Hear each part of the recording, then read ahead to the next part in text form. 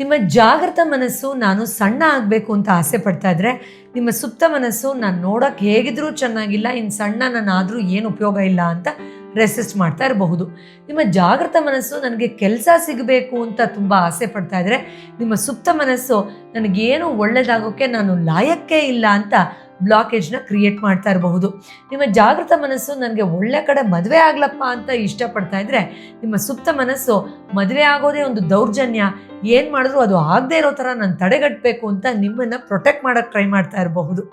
ಇನ್ನು ನಿಮ್ಮ ಜಾಗೃತ ಮನಸ್ಸು ಹೇಗಾದರೂ ನಾನು ಹೀಲ್ ಆಗಬೇಕಪ್ಪ ಅಂತ ಆಸೆ ಪಡ್ತಾ ಇದ್ರೆ, ನಿಮ್ಮ ಸುಪ್ತ ಮನಸ್ಸು ಕಾಯಿಲೆ ಇರೋದಕ್ಕೆ ಎಲ್ಲ ನಿನ್ನ ಪ್ರೀತಿಸೋದು, ಆದ್ದರಿಂದ ನಾನು ಅದನ್ನು ಬಿಟ್ಕೊಡಲ್ಲ ಅಂತ ಅಡೆತಡೆಯನ್ನು ಸೃಷ್ಟಿ ಮಾಡ್ತಾ ಇರಬಹುದು.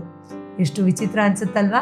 ಎಸ್, ಅದಕ್ಕೆ ನಾವು ಮೊದಲು ನಮ್ಮ ಸುಪ್ತ ಮನಸ್ಸು ಅಂದರೆ ಏನು, ಅದನ್ನು ಹೇಗೆ ಆಕ್ಸೆಸ್ ಮಾಡೋದು, ರೂಟ್ ಕಾಸ್ನ ಕಂಡಿಡ್ಕೊಳ್ಳೋದು ಹೇಗೆ, ಮ್ಯಾನಿಫೆಸ್ಟೇಷನ್, ಹೀಲಿಂಗಿಗೆಲ್ಲ ಬೇಕಾಗುವಂಥ ಒಂದು ಸಣ್ಣ ಅಫರ್ಮೇಷನಿಂದ ಬದಲಾವಣೆಗೆ ಅರ್ಥ ಮಾಡಿಕೊಳ್ಳೇಬೇಕಾಗಿರೋ ಈ ಸಬ್ಕಾನ್ಷಿಯಸ್ ಮೈಂಡ್ ಬಗ್ಗೆ ಒಂದು ಅಮೇಝಿಂಗ್ ಆಫ್ಲೈನ್ ಡೈರೆಕ್ಟ್ ವರ್ಕ್ಶಾಪನ್ನು ಇದೇ ಮೇ 30ನೇ ತಾರೀಕು ಮಧ್ಯಾಹ್ನ 2 ಗಂಟೆಯಿಂದ 6 ಗಂಟೆವರೆಗೂ ಆಯೋಜಿಸ್ತಾ ಇದ್ದೀವಿ.